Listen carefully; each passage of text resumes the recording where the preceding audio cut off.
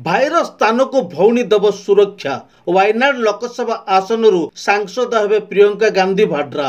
आसंतु जानिबा प्रियंका गांधी भाड्रा संपर्क रे। नमस्कार दर्शक, जीटीवी भारत ओडिया न्यूज चैनल को आपन को स्वागत करुछि मु रामदास। खबरटी को शेष जाए देखंतु। चैनल को सब्सक्राइब कर नथिले सब्सक्राइब करंतु। वीडियोटी खबर भलो थिले गोटी लाइक देई अन्य को शेयर करंतु। आवश्यक स्थले कमेंट करी सचेतन करंतु। वायनाड लोकसभा सांसद पदरु राहुल गांधी इस्तीफा देवा परे सेही आसन खाली थिला। एही खाली थिबा सांसद पदवी पूर्ण करिबा पई भारतर निर्वाचन आयोग 15टी राज्य रे खाली थिबा 48टी विधानसभा आसन एवं 2टी लोकसभा आसन पई उपनिर्वाचन कार्यसूची घोषणा करिसंती।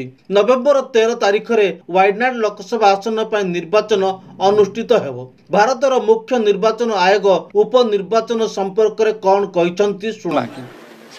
Okay, sorry. By elections also. By elections. We have 48 ACs and 2 PCs in 15 states. They will also undergo the elections this time. All the 48 ACs and 2 PCs, the schedule would be like this.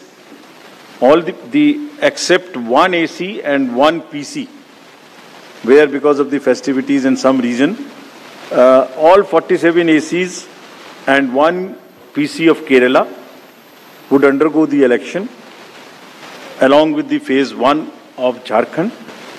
The same schedule. 13th November would be date of poll, and only for 2 ACs, one for assembly and one for parliament. That is Kedarnath in Uttarakhand, because on 12th there is gazetted holiday and dispersal of the parties takes place on that day. Therefore, it is on 20th. And similarly for Maharashtra, except that everything would be on during the first phase. Thank you very much.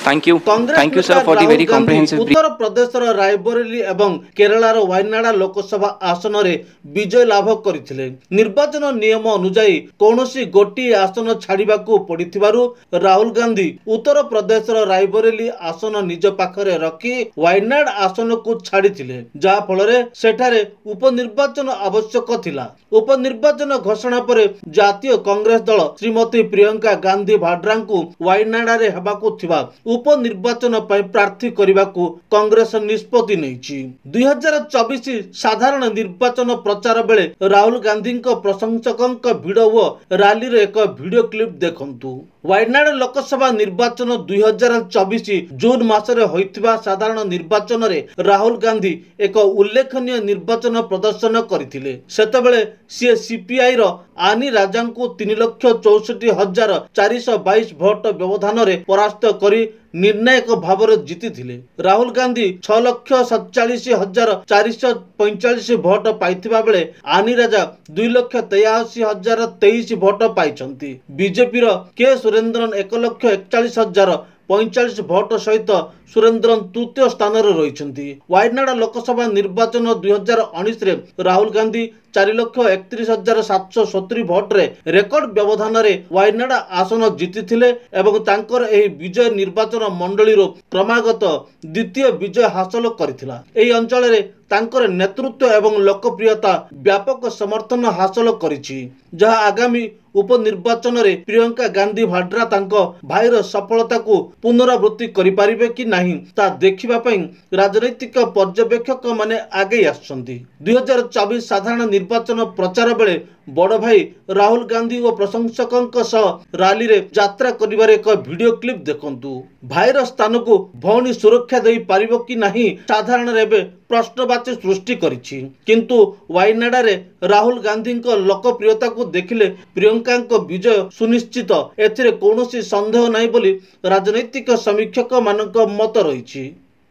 एठी जनता जनार्दन जदि हरियाणार plan व परिस्थितिर पुनरावृत्ति हुए तबे कांग्रेस आउ एक लोकसभा आसन हराइबो। 2024 साधारण निर्वाचन रे प्रतिद्वंदिता करिबा पई नामांकन पत्र दाखल बेले बड़ भाई राहुल गांधी सहित रही एक वीडियो क्लिप रो दृश्य देखंतु। प्रियंका गांधी नेहरू गांधी परिवार रो जने सदस्य जहाँकि भारतर प्रथम राजनैतिक परिवार भावरे परिगणित राजनैतिक परिवार रो जने सदस्य और कर्मकर्ता।